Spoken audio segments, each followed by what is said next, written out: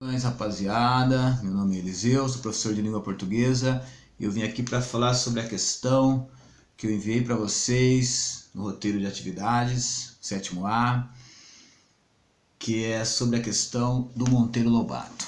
Muito bem, pedi para vocês fazerem uma pesquisa sobre quem foi Monteiro Lobato, José Bento Monteiro Lobato, uma grande personagem da nossa história brasileira, uma grande personagem da nossa literatura nacional. Criou o sítio do Pica-Pau Amarelo, que todo mundo conhece, Emília, o Visconde de Sabugosa, Dona Benta, Tia Anastácia, que agora inclusive foram tema de discussões, mas não é isso que nós vamos falar.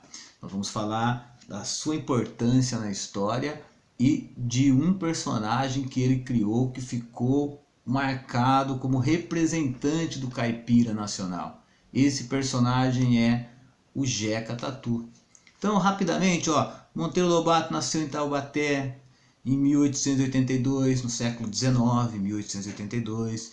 Ele cresceu juntamente com seu avô na zona rural.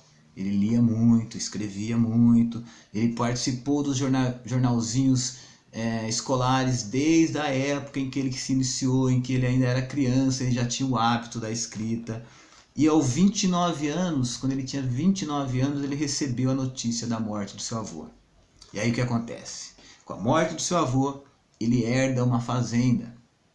E aí ele sempre foi um empreendedor, ele sempre empreendeu, ele sempre estabeleceu empresas, teve ideias, implementou essas ideias. Para vocês terem uma noção, ele criou editoras, começou a produzir livros e ele inventou uma forma de levar os livros a todas as regiões nacionais.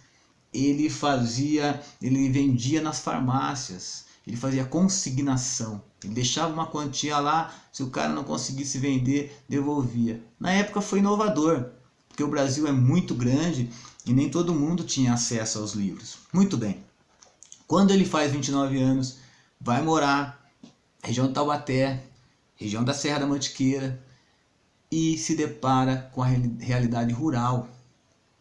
E ali ele vê os métodos antiquados de agricultura.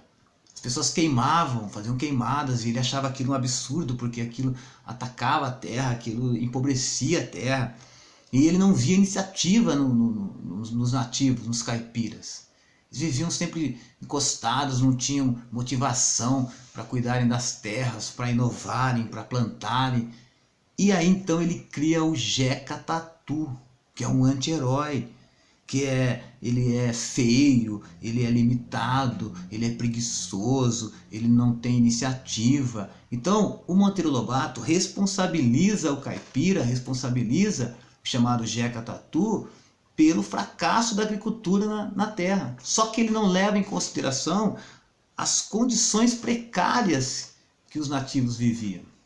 Porque eles viviam descalço, eles pegavam amarelão, eles viviam doentes, eles não tinham ânimo. O Lobato depois descobre, o Lobato, com o passar do tempo, ele revê a sua posição em relação ao caipira. Ele percebe que o caipira lá, o Jeca Tatu que ele havia criado, que ele chamou de preguiçoso, na verdade não era um preguiçoso, era vítima do amarelão, um parasita que dá anemia nas pessoas, inclusive com dificuldades de respiração. Então, mas de qualquer forma, o Jeca Tatu passou a ser o grande representante do caipira nacional. Então se fizeram filmes sobre ele, se vocês quiserem ver, vou deixar a descrição no link aí do vídeo. Jeca Tatu contra o capeta, do Mazzaropi, e a tristeza do Jeca, Jeca Tatu. Então o Jeca passa a ser um representante do caipira nacional. E aí tem a ver com o quê? Tem a ver com o choque de cultura e com o choque de comunicação. Por isso que eu pedi para vocês fazerem uma redação, até citei o filme Tapete Vermelho, que foi lançado em 2006, que conta a aventura de um caipira na cidade grande, muito legal de vocês verem.